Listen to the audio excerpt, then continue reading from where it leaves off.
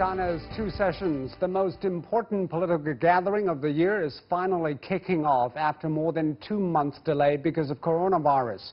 So what is in store for this year's political season? With this decision not to get a specific target for economic growth, how is the government looking at post-COVID-19 recovery? And what contributions can we expect from the projects based in the concept of the new infrastructure?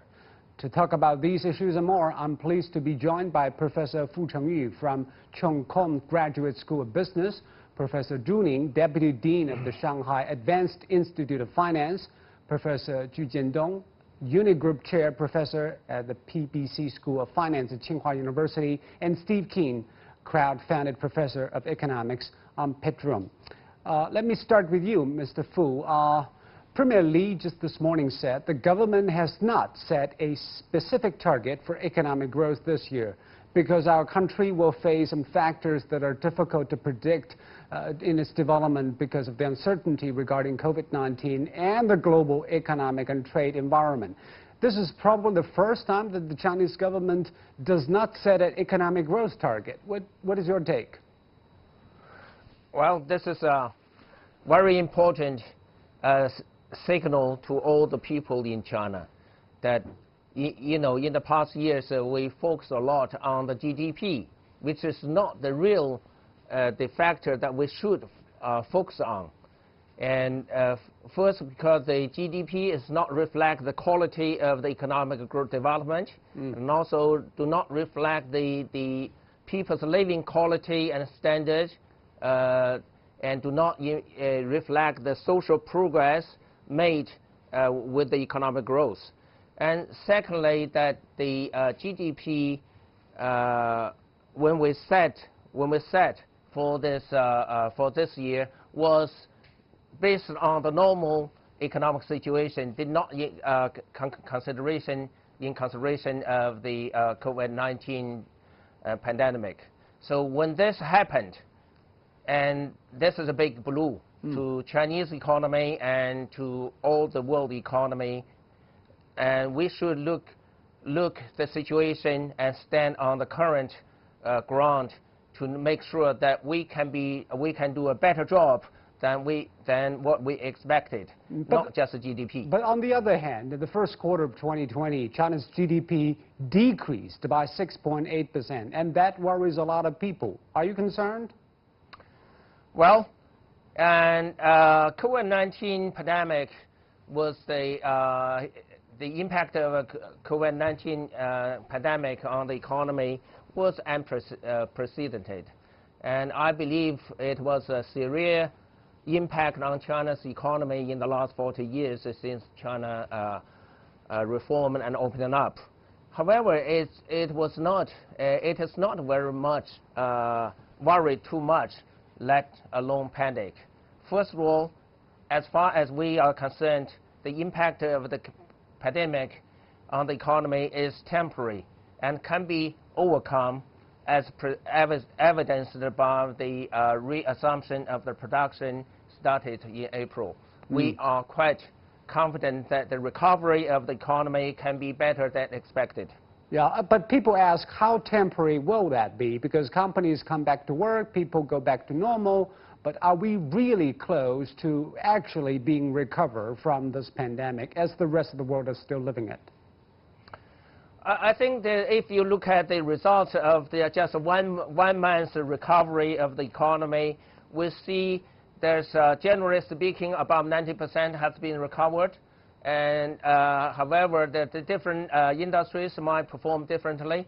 If you take the manufacturer as an example, and this industry have 100% recovered, but other industries like catering, hotel, entertainment, sports, aviation, the full recovery from those industries still need some more time. A big project of China is to build a moderately prosperous society by the year 2020. And how realistic do you think that goal still is, considering the current impact of coronavirus? You know, we heard a lot of concerns by the people here in this country, so whether or not we can achieve this moderately prosperous community, the society in all respects. First, we need to understand the definition of this moderately prosperous society in all respects. What does it in all respects mean? It means this society should not be measured only by GDP. We should consider the economic growth, the quality of economic growth, the living standard of the people, the improvement of living standard of the people, and also the social progress. So we need to look at all the aspects, not just GDP. Even with GDP, and I think with the big hit by the COVID-19, we are very closely can meet the total GDP needs. Are we really getting there? Because according to the original plan, the goal is to double the GDP from 2020. From 2010 to 2020 requires a full-year GDP growth of 5.6% for this particular year. But considering what being through, it seems that we have to have 15% growth in the latter half of this year to make that happen. That seems unrealistic. Exactly. When we heard from the government official calculation that even 1% to 3% growth of GDP this year, we are very close to that target, that doubling our GDP. So you can see 1 to 3% GDP growth this year is most likely the case. All right, let's turn to our panelists on the GDP growth and also China's economic plan. Professor Zhu, of course, GDP target is one thing most people talk about. What are the other major takeaways from the Premier Li's work report this morning? Well, I think I've been paying attention to two major areas. One is how the government will expand the fiscal deficit. I think this is much needed, and also I think it's very timely, given how the COVID-19 situation is putting a damage to the global economy and China included. I think there is a big shortfall in the revenue, in fiscal revenue, and at the same time, there's also a lot of need for expanding the fiscal expenditure. So I think it is quite realistic and it is very timely for China to expand its fiscal deficit, both in the form of the on-budget deficit and also on the special purpose treasury bonds. So I think that is very important. And also, I think it is worth noting that, well, we put a lower bound for the fiscal deficit, which means that if the situation requires for it, we may even expand the size of the fiscal deficit. So that's one area. Another area is, I think, in the area of finance, there has been emphasis on how the financial institutions, how the financial sector can help the real economy by further lowering the interest rate. We know a lot of enterprises, in particular SMEs, they are suffering a lot from their accessibility to loans and to financing. And in light of the COVID-19 situation, I think we should try to do everything we can to provide a better financing to the SMEs. And Professor Zhu, what is your take of Premier Li's outline this morning? Our growth rate needed to be considered the situation of global situation, which particularly leads to the COVID-19. So globally, we are in the crisis situation. That's number one. Number two, we needed to consider U.S.-China competitions. Yesterday, President Trump just issued so-called U.S. strategic approach to China, which adjust their target to become strategic competitions. So I think given these two situations, and currently we need to consider, so I set a low bound and how the high bound for China's growth rate. The low bound, which is to require the difference between the GDP of China and the GDP of U.S. maintain as not become larger, and China is still catching up with the U.S. That requires China's growth rate to be 1.5 times being the U.S. The high end, which we set the target in next 10 years, China's GDP will catch up US GDP. That requires China's growth rate will be 3.7% more than US GDP growth. This year, US GDP growth rate, based on the IMF, the estimations, will become -6%. Therefore, to reach our high-end target, as long as China's growth rate is more than -2%, that will be okay. So I think we are okay. So we don't have to grow that fast. We only need to grow faster than the U.S. by 3%. 3.7%, that would be that high-end target. Low-end target, you only need it to be 1.5% more than the U.S. growth rate. And Steve, are you a little surprised because America has come up with a huge stimulus program? The Europeans has also promised to give grants to European businesses. Is the Chinese under-promising? I think China should do more on that front. Yes, that's true. There is a sense of a need for fiscal conservatism in some discussions I've heard in China, which are unnecessary. They're based on a fallacious view of how government accounting works.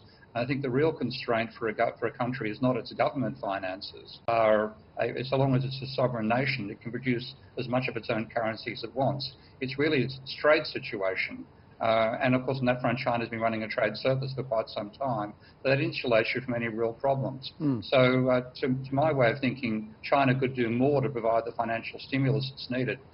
Because a lot of individuals, particularly or corporate sector, is going to find itself unable to finance the debt situation it's in, and you don't want to have a financial crisis following on the health crisis. So a cash injection from the government to the private sector, I think, is a very good idea, which China could do more of. Yeah. So, Mr. Fu, you've been working in large conglomerates, and also you're listening to decision makers' decision-making process. Do you think China has come up with enough fiscal and monetary policies after COVID? If you look into the Premier's report this morning, I see that the government have put exceptional efforts on the fiscal policy side. And in the financial monetary policy, I believe there's, based on the current situation that China facing, which we have issued a lot money already in the market. I think in this time, the fiscal policy should play a more important role than monetary policy. And on the monetary policy side, I think the most important part is lower the risk, the interest rate. And the Premier this morning repeatedly say gradually reducing the interest rate. I think that's one of the important part to all the business, especially for the medium and small business. But Professor Zhu, yes, we should keep a balance between physical discipline and financial stability. But on the other hand, don't you think that maybe the needle has moved because of COVID-19? We should be more proactive at this time. Yes, I think COVID-19 is a very rare situation because it's not just economic shock, but also a public health care and social impact. So in reaction to the implication of COVID-19, I think we should go a little bit overboard in terms of our stimulus packages. I agree with Professor Fu's point about, I think there is not that much room for stimulus at this stage, both as a result of the easing in the past and also as a result of the lack of transmission mechanism in China's banking sector. So even if we're pumping more money into the financial sector, the banks, they will be still reluctant to make loans, in particular to small and medium enterprises. So at this stage, I think we should be more aggressive with the fiscal stimulus. That being said, I think I want to highlight that there is some nuances between the way how fiscal deficit is calculated in China compared to most other countries. In China, we have the on-budget fiscal deficit for the central government, but we also have what is called the augmented fiscal deficit, which includes the deficit from local government and their financing vehicles. And if you put everything together, I think we're already looking somewhere more than 10% of fiscal deficit to GDP ratio. So I think China is moving fast and moving into the right direction of expanding its fiscal might in order to jumpstart the economy again. But do we only worry about the amount of deficit and maybe also the structure of the deficit? People say, well, China's deficit is being spent on infrastructure, and those things are probably sustainable for the longer term. I think we're being more mindful this time than compared to the 4 trillion stimulus package back in 2009. I think this time from the Premier's working report, we definitely have heard more mentioning about social welfare. We have heard more mentioning about leaving more people out of poverty. So I have been advocating myself that we should reduce our emphasis on massive investment in massive infrastructure products, which are not returning very well in terms of financial returns. On the other hand, we should turn more to social welfare, poverty relief, environmental protection, and in particular, I have been a very big advocate for giving out the cash or consumption coupons to consumers so we can use the consumption to boost China's economy again. After all, consumption is now making more than 50% of the contribution to China's GDP growth. This is a much higher proportion compared to a decade ago after the global financial crisis. Professor Zhu, what do you think those extra money should be spent on social programs, consumption, or maybe infrastructure, as we've been talking about, a lot of new infrastructure, including data, 5G, and artificial intelligence?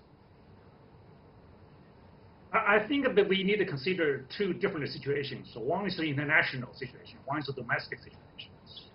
For the China's domestic situations, there's a COVID-19, it's actually controlled so far.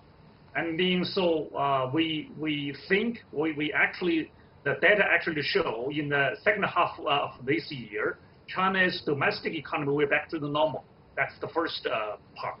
Second of all, internationally, COVID-19 is still in very serious periods, and that will affect China in two ways. So one, it's a global trade will decline. According to WTO, the global trade will decline by decline by more than the 20%, 30%. That's one. Second of all, global value chain will negatively affect China because China actually, many parts, like in the automobile industries, many parts are imported from the overseas. So I think that's two situations needed to be dealt with separately. Yeah. So for China, most important thing right now is to deal with the crisis, which mainly because global value chain is affected. Number one, the trade is declining. That will affect the firms in China about 20%. So for China, the first thing is for 20% of these firms to survive. And so you are saying China should plan for different scenarios. We not only should have a plan A, plan B, and even a plan C. Exactly. So you can see actually Premier Li this morning actually he proposed to postpone the loans by the medium and small firms by 1 year. So that is very important. We need to keep these firms to survive. Professor Zhu, earlier this morning, both the National Development and Reform Commission Director and the Finance Minister have been talking very cautiously about how to spend money, how to invest the money. It seems that we are financially strapped this year because of the drawing down of revenue. And since 1978, China's fiscal deficit target has always stayed below 3%, which is normally considered as a red line. Then this year it's 3.6%. But it seems from earlier talks with you, you say that 3.6% may be too low, not too high. Yes, I think there are probably two things to keep in mind. One is, I think China has touched upon the 3%, the so-called red line for fiscal deficit a couple of times in the past decade. So I don't think that's a magical number. I mean, people use that number as far as what the EU members have been adhering to. But then we have to keep in mind that China's economy is growing at a much faster speed than the EU countries, which means we have a higher level for capacity for debt. The second is, yes, I think for this particular year, I think the ratio is probably too low because weighing all the possibilities, growth is still of very high importance and a high priority. And how do we ensure growth? I think, or how do we keep, as Professor Ju mentioned, how do we keep those companies alive? We do need a very aggressive and a very active fiscal stimulus and fiscal support. But what can government do to boost the demand from people when people are just reluctant to go out and spend? I think one thing is what we have been doing in the past few years, which is the reduction of tax and the reduction of burdens. And that will free up some money for the households or for companies to spend. And more likely, I think I have been advocating, it's not just about handing out cash and cash coupons, which is going to boost consumption in the short term. I think in the medium to longer term, confidence is still of the most importance to boosting consumption. And in order to do that, we have to improve consumer confidence. And how to do that? I think we should invest more heavily into those areas which are keeping people away from spending money. So people are still very much concerned with what if I get sick? What if my kids need to go to college? What if I get old and retire and without appropriate support? So I think China should, this is about the time that China should invest heavily and efficiently in social programs such as education, such as healthcare, such as social security. And Professor Ju, do you think this is the right way for China? Maybe it is, but maybe is it the right time for 2020 to do that? Because normally that involves a lot of investment and takes long to see the effect. We need to remember the global economy currently is temporarily stopped. So that's the major situation all countries face. So what is the most important thing for that this temporarily stopped economy? Well, the most important thing is making, as the Professor Zhu pointed out, making the firms survive, keeping these firms alive. And so as long as it is needed to keep these firms survive, and then to can struggle against this most difficult time, and then wait until the global economy recovers. So I think that's the most important thing. Otherwise, if the firms go to bankruptcy, that will become the materially the hurts for the economy. So the things right now, there are two things. One, global value chain is kind of currently stopped. However, we should not let that financially make these firms exit from the global value chain. So that's what we need. That's the key, as you said, and Professor Zhu mentioned. People should have confidence in this economy, should have confidence joining in the economy. But problem is, a lot of people are not that confident. The mom and pop stores are not full of people as they used to be, and the beauty salons, the cinemas, and the entertainment spaces are empty, and that won't change for quite some while. Well, let me just add one sentence to analyze what's the situation. So as I mentioned before, right now the domestic economy is back to normal. The most important thing for us is because global value chain is temporarily stopped, because international trade is declined by 20, even 30%.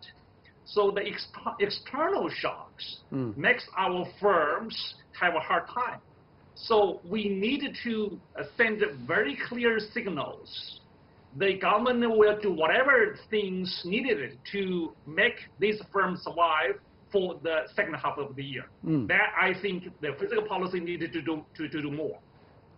Talking about the stability of the global supply chain, I want your take on this, Steve, because recently America did something unprecedented in the history of economics. That's ban a Chinese telecom company from using whatever technologies that the U.S. has produced. What do you think that means for the global value chain? Should every company in this world worry about the global value chain viability, apart from the impact from COVID-19? Yes, I think they should. COVID-19 obviously makes it very difficult to have a global value chain where there might be 30 countries involved in producing the goods, the components of one product. And that's like an artificial impact. Artificial, but it's also what we face in the future. We are moving into a period where I think climate change and the excessive pressure humans are putting on the planet is coming back to bite us. Unless we reduce that pressure, COVID-19, we're going to look back on it very, very fondly. We're going to be nostalgic for now, rather than terrified by it as we are right now. Okay? So that's my first point. The second is that the value chain really was basically exploiting cheap labour. That's really what it was doing. All the talk about comparative advantage is a smokescreen by economists who don't understand the theory that they actually push forward. That's now pretty much been evaporated. China has now dramatically improved the living standard of its people. It's improved its technology level up much higher. And it's really the investment you do rather than the specialisation that gives you the growth. And China's been doing that investment as well as specialising. Now, I think it's more a case of saying, let's do the investment, let's continue the technological drive we've had, particularly now towards technology that's going to reduce our pressure on the planet, rather than focusing upon globalisation, which I think was always a false vision of what actually led to growth. Professor Zhu, what do you think? Will COVID-19 turn every country, especially big economic powers, turning them into economic nationalists? Well, I think unfortunately, even before the COVID-19, there is a slowing down and maybe even stalling or a reverse of the globalization that we have enjoyed in the past 2-3 decades. So I think that is partly as a result of the Trump administration's doing, that is partly as a result of the more populist regime in different countries. So I think that's probably a given that we have to face. And what COVID-19 did to the economy is, I think, it's just getting two things going. One is it's touching upon a much broader issue now. I mean, under the name of national security, and it's just covering a wide range of topics and products which have not been touched upon before the pandemics. The second is, I think, what a lot of hopefully we should have more goodwill being built during this process, but I think unfortunately a lot of goodwill has been burned over this process, and people are lacking the minimal respect and deference to each other. I think that is not very helpful for the entire global But the key question process. is that, is this just a blip, or it is going to be a trend? Because obviously people, including decision makers in major capitals, are worried, are concerned, are desperate sometimes, so they come up with some impulsive decisions. Will this pass when people become more calm and confident? I think eventually it will, but then just like many other events in history, once you set off a chain of reaction, I think we'll keep going for some time before it reverses its trend. Thank you very much, gentlemen. You've been watching Dialogue, the special coverage on China's annual political season. I'm Zhu in Beijing. Thanks so much for watching.